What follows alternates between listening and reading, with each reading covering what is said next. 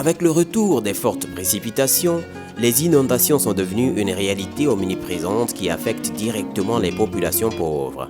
Pikine et Guédiawaye, dans la banlieue dakaroise, ne sont pas épargnés. Confrontés très souvent à des situations d'urgence, l'État met en branle un dispositif rapide pour soulager les populations. Les mesures d'urgence ont été pendant une décennie la principale stratégie utilisée pour lutter contre les inondations. Ces mesures d'urgence, bien que nécessaires et bénéfiques aux populations touchées, sont néanmoins circonscrites dans un temps donné. Face à une situation dramatique en août 2012, avec des dégâts importants jamais enregistrés dans l'agglomération dakaroise, le président de la République interrompt son séjour privé en Afrique du Sud et monte au créneau.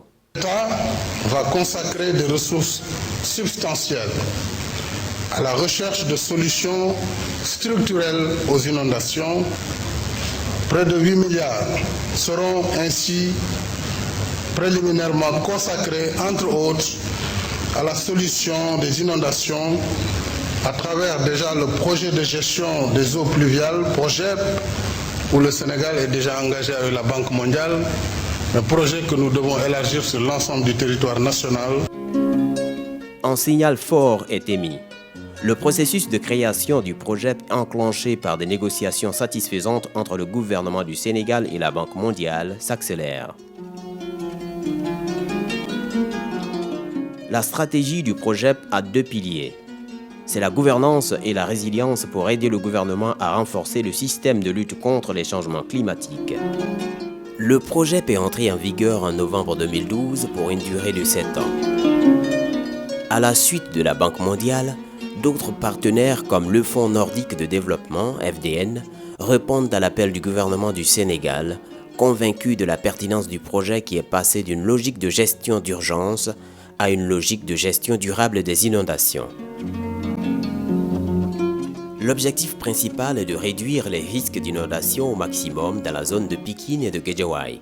Le montant du financement est de 54 milliards de francs CFA, soit 108 millions de dollars américains. Pour une bonne mise en œuvre du projet, un schéma institutionnel cohérent est mis en place avec comme pierre angulaire un comité de pilotage présidé par la primature et regroupant l'ensemble des ministères concernés par la question des inondations. Aujourd'hui, les travaux de la phase 2 vont bientôt démarrer. La phase d'urgence qui concernait la zone de Cité Soleil à Dalifort, Pikine, et la zone du quartier Chersi à Wakhinane, Guédiawaye, et la phase 1 sont aujourd'hui en finition. On a été impliqués du début jusqu'à aujourd'hui et nous espérons que ça va continuer comme ça. Et dans les phases à venir, comme c'est prévu déjà dans le projet, les populations seront encore davantage beaucoup plus impliquées car c'est leur projet. La réalisation des ouvrages est accompagnée d'actions relatives à la mise en œuvre de mesures réglementaires, l'éducation, l'organisation et la sensibilisation des bénéficiaires pour assurer le fonctionnement durable des ouvrages et améliorer le cadre de vie dans la zone périurbaine de Dakar. La mise en service des premiers ouvrages a permis d'avoir immédiatement des impacts positifs dans les zones concernées. Le cadre de vie s'est beaucoup amélioré dans de nombreux sites qui étaient antérieurement insalubres et soumis à des inondations fréquentes. C'est le cas de Cité Soleil et de nombreux autres quartiers de Dalifort, Wakhinane, quartier Chersi, zone du bassin de Bagdad, de Nietumbar et Medina Gounass. fii ci Général Foncière ak Cité Soleil sant nañ yàlla ndax ndox mu fi nekk day ñibbi ci bassin bi ci bassin yi ñoo jël ndox mi et puis pavage bi ñu def nii tuyau yi ñooy muus ci ndox mi wax dëgg liggéey bu sant yàlla bu kii la bu sell la bu rafet la bu wér la. depuis 92 buy taw duñu am jàmm même buy taw guddi dangay jóg di ŋàcc ndox doo nelaw ba ci ñaareelu at yi daal bi ouvrage bu commencé ba léegi ci la ñu doog am jàmm.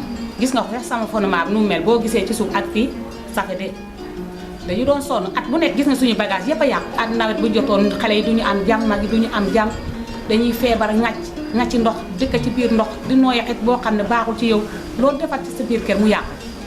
waaw loolu daal lañ fi nekk woon wax dëgg yàlla mu metti lool léegi nag ba ñi ñëwee moom banque mondiale bu mu ñëwee ci la ñu am jàmm.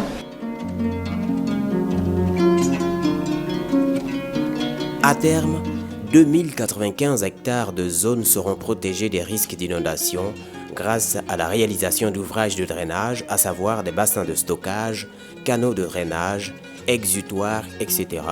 dans les communes de Dalifort, Djiddah Thiaroye Kao, Wakhinane Nimzatt, Médina Gounass, Yeumbeul Sud et Yeumbeul Nord. Ces ouvrages de drainage ainsi réalisés auront un impact positif sur la vie de 156 814 personnes issues de plus de 300 quartiers débarrassés et protégés contre les eaux d'inondation.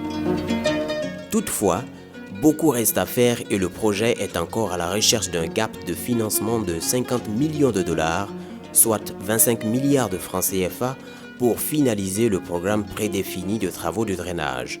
Ce financement additionnel permettrait de sauver des milliers de populations supplémentaires affectées annuellement par les inondations dans les zones périurbaines de Dakar.